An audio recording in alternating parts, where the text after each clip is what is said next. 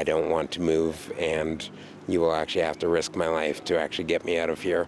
Cece Bella Cohen has been living in this encampment for the last 3 months. She and other residents are waiting for the city to provide permanent housing options.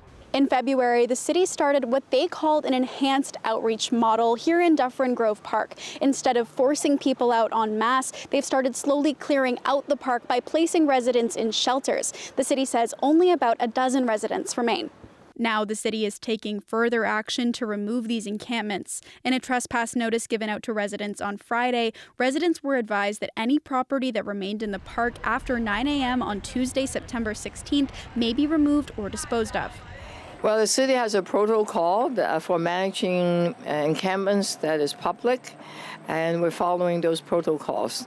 At Dufferin Grove, there's been daily outreach for more than 7 months. And since February of this year, 56 people have been referred to indoors into shelters. If we have a space for you and we've invited you in, please do come in, because parks is for families. But Cohen says city shelters are not a safe place to land.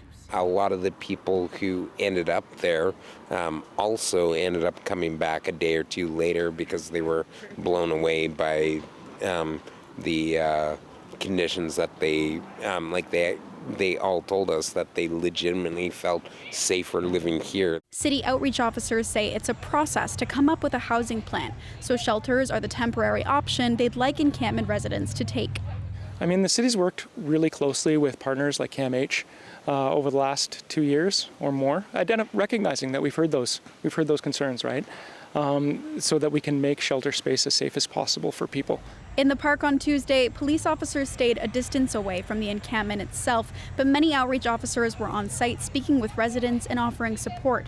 They would not say when or if they would forcibly remove the encampments, but did say it was a possibility. It's the last resort, so we'll continue the conversations as long as we think it's valuable. We want to give people every chance to accept the space that we're offering, right?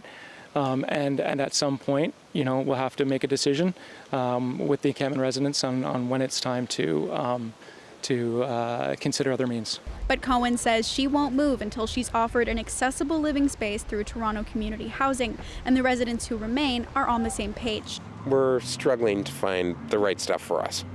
We're trying to put everything together to ensure that we have a safe and comfortable home to actually return to. Mercedes Gaztambide, CBC News, Toronto.